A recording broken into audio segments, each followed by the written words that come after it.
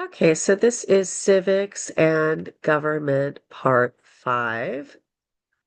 We talked about the three branches of government in the last video. In this one, we're going to talk about the goal of having three branches of government, and that is to provide what is called checks and balances.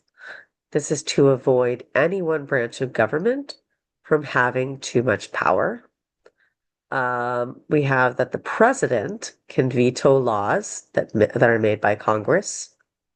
Congress can override a presidential veto with a two-thirds majority, and judges can determine laws to be unconstitutional. Veto means that he just rejects it. And I'm still using usa.gov/branches of government for this. And as you can see, uh, they have a little blurb here on the checks and balances. Um, the other checks and balances by the president are that he nominates heads of federal agencies and high court appointees. Congress can confirm or reject presidential nominees. It can also remove the president from office in exceptional circumstances. Um, and then, like I mentioned before, the Supreme Court can overturn unconstitutional laws. I have a note on electing the president. We use the Electoral College to elect the president. This means that the president does not win by a majority vote of the people. Each state has the same number of electoral votes as it has senators and representatives. The District of Columbia also has 3 electoral votes. So if you'll recall, each state has 2 senators. So each state has at least those 2 electoral votes.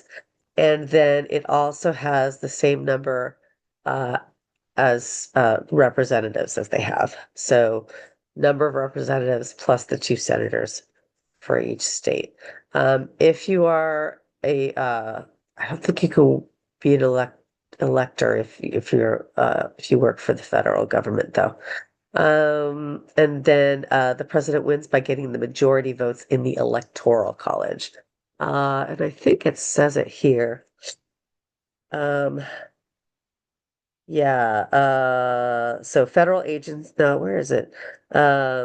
Federal office holders, including senators and representatives, cannot be electors. And this process is described in the second article of the Constitution.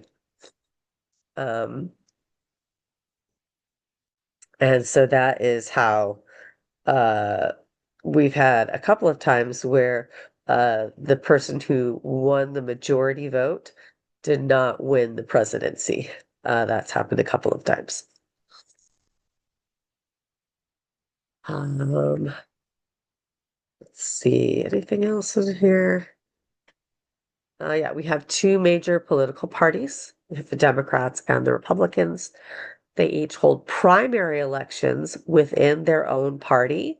So that means they vote for people in their own respective parties to determine who will run for president and the other offices. Um, Usually you'll have public debates that are held so that the public can decide who they want their representatives to be. And then official government elections are held so that people can vote for the candidate they support. There are also independent parties like the Green Party and the Libertarian Party. Sometimes those parties can make a big difference, or third party candidates can make a big difference. Ross Perot got almost 20% of the vote in so 1992.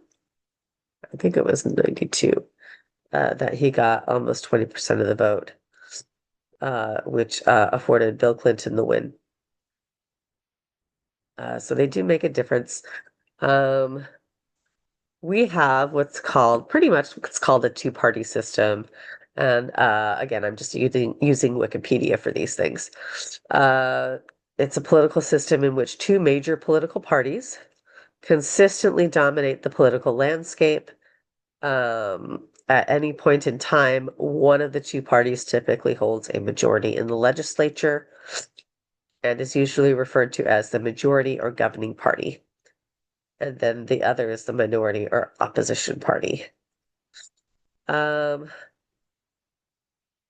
let's see. I think that's the most you need to know about that. And let's see. The Constitution, as I mentioned before, determines who is a U.S. citizen. If you are born in the U.S., you are a citizen. If you are born outside of the U.S. and one of your parents is a citizen, you are a citizen of the United States. You can also immigrate to the U.S. and become a naturalized citizen. Citizens are given rights like the ones in the Bill of Rights. They also have responsibilities like paying taxes, and they also may be required to serve on juries or testify in court or Congress. Citizens can also be called to military service through the national draft. And also getting that from Wikipedia.